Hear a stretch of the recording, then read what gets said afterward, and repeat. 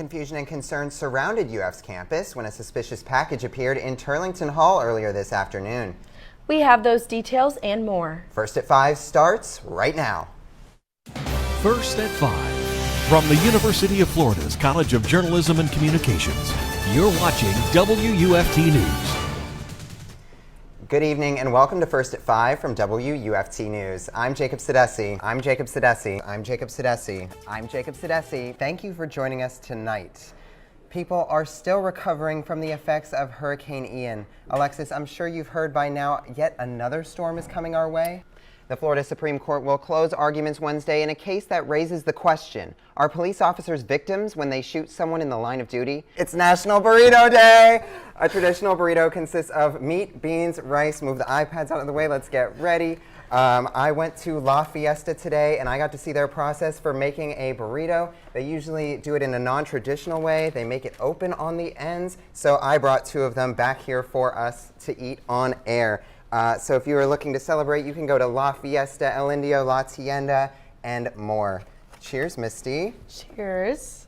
Boom. I mean, that's it for us. We're back tomorrow night at 5. Yep. Have a good night. Bye. Oh, Lord. The Florida Board of Governors banned TikTok on UF Wi-Fi effective immediately just over 24 hours ago. WUFT's Ashley Weinstein went on campus today to get a feel on how this affects students. Ashley, I know you are an avid TikToker. I've even been in a few myself. What is everyone saying?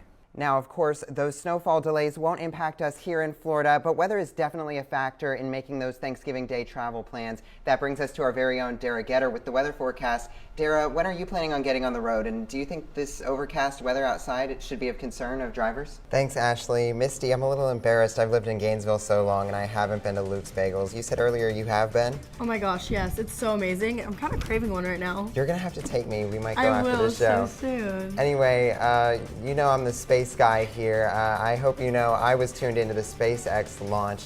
Coming up after the break, we'll be telling you all about the Crew 6 mission that went up just overnight after its second launch attempt. Stay tuned. And the Alachua County School Board is ending its spot rezoning process. The school board will instead do a comprehensive rezoning, which will go into effect for the 2024-2025 school year. The spot rezoning process was officially initiated at a board meeting in February of this year, but the plan was revisited after there was pushback from parents and the superintendent. Flagler County Sheriff Rick Staley commented on the case. He said violence is never the answer and alcohol and guns never mix well. And by all accounts, when a gunman opened fire inside another packed nightclub, Club Q, it was absolute chaos. But for an Army veteran named Richard Fierro, there was no waiting or wondering what to do. NBC's Morgan Chesky reports that when Fierro's family's life was at stake, he took action. That's right, the Gators knocked off the #2 ranked team in the country, matching the highest ranked home win in program history for the Gators. And the excitement doesn't stop there as the women's basketball team prepares for an SEC showdown tonight. All that and more coming up after the break. Internet Explorer debuted in 1995 as part of Windows 95 and at one point commanded 95% of the market. A lot of 95s. Now, users who click on the icon are redirected to the company's new browser, Microsoft Edge. Microsoft says it will remove all visual references to Internet Explorer when it releases an update in June. It's definitely an end of an era. I use Microsoft Edge myself, but I remember using Internet Explorer as a kid. Enough about technology. It's time for sports. Well, I can't say that's my area of expertise, but thankfully Ellie Shree's here to tell us more about it. The prediction is that holiday sales will be up 6 to 8% over last year. But first, the countdown is on for the 2022 Macy's Thanksgiving Day Parade. Let's take a look at a few of Thursday's performers rehearsing in front of Macy's Herald Square, the final destination of the 2.5-mile parade path. This year's parade, the 96th annual, will feature 10 performance groups, 16 giant character balloons, 28 floats, 40 novelty and heritage inflatables, 12 marching bands, 700 clowns, and, of course, Santa Claus. Dara, I've seen the wind ruin more than a few of those Macy's parade balloons in my life. Do you usually watch the parade? I do. I get up early every year to watch it. How about you? Yeah, me too. I also love going for walks with my family on Thanksgiving Day. That's one of my plans. Do you think the weather will hold up for that? Gainesville City Commissioners voted not to repeal the near doubling of their own salaries. It didn't go over well with many of the taxpayers in the room. Here's just one interaction I saw that came after the vote. You had your opportunity to vote. I'm going to, Ms. Martinez, I voted against the motion. That's what you wanted to hear. Yep. So there you No, I go. wanted to know who all voted. I don't really care about you. Commissioners voted back in October to align salaries with a formula created by the state legislature. Proponents of the raise argue that it will allow commissioners to treat the job as full-time, encourage more diverse candidates to run, and mitigate external influences. Its opponents argue the commission already makes more than commissioners in other cities like Gainesville, where the mayor has less power. The repeal, led by Commissioner Ed Book, failed with only 2 votes in favor. Before this change, raises were based on Consumer Price Index, including a 9% raise awarded back in December. The ordinance does not go into effect until October 1st. The Florida Board of Education may approve a tighter rule for middle and high schools when implementing the law that critics call Don't Say Gay.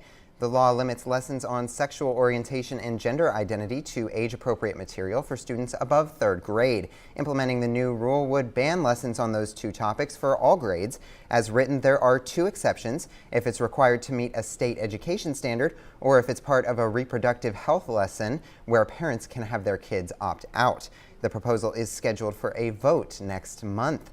The change could bolster Governor Ron DeSantis and his image as a culture warrior if he gets into the presidential race. On the campaign trail in New Hampshire, Republican candidate Nikki Haley recently said a ban that only protects kindergarten through 3rd grade does not go far enough. Welcome back to First at 5. As cold and flu season kicks into high gear, finding the right medication might be tough.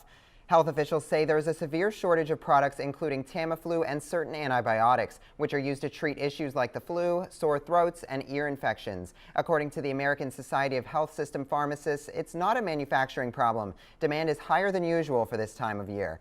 The Centers for Disease Control and Prevention says more than half of the country has either high or very high classifications for respiratory virus activity. The holiday shopping season is ramping up toward Black Friday and Cyber Monday. The National Retail Federation predicts this could be the busiest holiday shopping season in 5 years. That's despite historic inflation and looming recession fears. An Alabama man is accused of kidnapping and assaulting a woman in downtown Gainesville. Gainesville police arrested Andrew Myers late Monday night. A woman told police she met Myers at a bar on Southeast 1st Street, and her vision became blurry after he bought her drinks. The victim reported that Myers took her to a van where she passed out and woke up to him forcing himself onto her. She got away with the help of a friend searching for her. The friend was able to get photos of the van's license plate. Fierro has become a hero to many. And many illnesses are going around right now, but you might have a tough time finding a remedy. I'll tell you why up next. And later, I'll give you a preview of your holiday shopping season. And spoiler alert, you might want to start shopping now. All that and more when First at 5 returns. And with all that happens online and all the access for anyone with a phone or computer, how do authorities even begin to investigate who has done exactly what? WUFT's Chris Will spent time with the experts and joins us now. Chris, what did you learn? Welcome back. Despite University of Florida administration discouraging the use of TikTok, many students refuse to listen. WUFT's Lauren Suggs talked to students who continue to use the app. Lauren, what did they tell you? In the race for U.S. Senate, Republican candidate Marco Rubio. One of our reporters is down south in Miami attending Rubio's watch party. Chris Will joins us live from the Hilton Miami Airport. Chris, many of our viewers are curious about Rubio's chances of winning against Democratic opponent Val Demings. What are experts saying? Thanks, Dara. The jury is now deliberating in the trial of top members of the Oath Keepers charged after the Capitol riot. The charges include seditious conspiracy, a Civil War-era charge rarely used since, which could trigger long prison sentences if convicted. The 5 people on trial include Denellen's Kelly Meggs, whose wife Connie will be tried in a different batch. Testimony pointed to Meggs as the leader of the Florida chapter of Oath Keepers, and prosecutors say Kenneth Harrelson of Titusville served as his right-hand man on January 6th. Misty, a lot of this news has been so tough today. Thankfully, later we have some stories of hope. A teenager just rescued from the earthquakes in Turkey, and a dog who found its way home years later. Up later, we'll tell you about a popular Mexican dish that's celebrating a special day today, and where you can grab one to eat for dinner like we're about to do here. Don't go away. Excellent television with First at 5. We'll be right back. I'm ready for this one. That's right, Misty. Parrots invaded a college women's softball game right here in Florida. Here's the story as only CNN's Jeannie Moose could tell it. Making an impact. That is so cool, Chris. I love going to check out arts in the community, so I'll have to see only if the weather holds up, though. Dara, what can we expect this weekend? I know, I hope we get some cold weather here before break starts. Yes. WUFT's Dara Getter is actually here now to tell us about the weather forecast. Dara, will my wish come true? WUFT News. That is too sweet. What a great opportunity for those kids. For the second time, a federal judge rejects a lawsuit trying to block the so-called Don't Say Gay law. U.S. District Judge Alan Windsor issued a 21-page decision dismissing the lawsuit. He stated the plaintiffs did not have sufficient facts to show they could challenge the law. Windsor dismissed an earlier version of the case in September on similar grounds, but left open the possibility to refile the lawsuit. A separate constitutional challenge against the law is ongoing in Orlando. A revised lawsuit in that case is still pending. The state of Florida moves closer to partisan-based races for school board positions. The proposal passed in the Republican-controlled House Choice and Innovation Subcommittee. It passed along party lines by a vote of 13-5. The amendment to remove the non-party system will make its way on the 2024 ballot. If approved by the legislature and voters, school board candidates could run with party affiliations by 2026. The panel also backed the proposal to limit school board members to 8 years in office. They were previously allowed to serve 12 years. That proposal passed 14-4. But I've been so hot lately. I know. I got sunburnt walking outside yesterday, and it's February. Our very own Dara Getter can tell us if we'll get any relief in the next few days. Dara? A local animal sanctuary has been receiving pushback because it's refusing to take more animals. Critter Creek Animal Sanctuary holds over 200 animals, including cows, pigs, and donkeys. Currently, the sanctuary is at max capacity. The sanctuary is having to turn animals away and has been the victim of online harassment as a result. Critter Creek wanted to raise awareness about the issue. You mentioned the low pressure system coming in from the north. Can you tell us a little bit more about that? Tomorrow's the last day of First at 5 for the semester, but I wanted to wish my co-anchor Alexis farewell as it's her last show today with WUFT. Alexis, I remember mixing the audio in the booth for you last semester, and I've always wanted to work with you, so it's just an honor to be able to sit at this desk next to you. Well, Jacob,